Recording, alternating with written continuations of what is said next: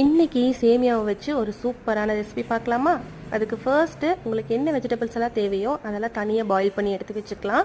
பேனில் 2 table spoon எண்ணெய் விட்டு ஒரு 1/4 டீஸ்பூன் சோம்பு, ஒரே ஒரு ஏலக்காய், ஒரு பிரியாணி இலை, ஒரு சின்ன துண்டு பட்டை இதெல்லாம் சேர்த்து நல்லா வதங்கினதுக்கப்புறம் ஒரே ஒரு பெரிய வெங்காயம், ஒரு கொத்து கருவேப்பிலை, ஒரே ஒரு பச்சை மிளகாய் இதெல்லாம் சேர்த்து நல்லா வதங்கினதுக்கப்புறமா ஒரே ஒரு மீடியம் சைஸ் தக்காளி அதையும் இது கூட சேர்த்துட்டு ஒரு டீஸ்பூன் இஞ்சி பூண்டு பேஸ்ட்டு, கொஞ்சமாக புதினா, கொத்தமல்லி தழை இது எல்லாமே இது கூடவே சேர்த்து நல்லா வதங்கினதுக்கப்புறமா நம்ம ஆல்ரெடி வேக வச்சுருக்க வெஜிடபிள்ஸையும் இது கூடவே சேர்த்துக்கலாம்.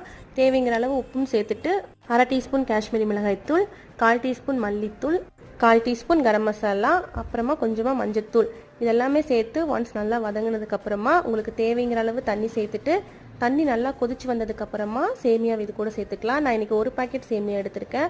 அதுக்கான அளவுகள் தான் இது. இதை அப்படியே 5 நிமிஷம் லோ ஃப்ளேம்லேயே வச்சு மூடி போட்டு குக் பண்ணி எடுத்தோம்னா சூப்பரான சேமியா பிரியாணி ரெடி ஆயிரும்.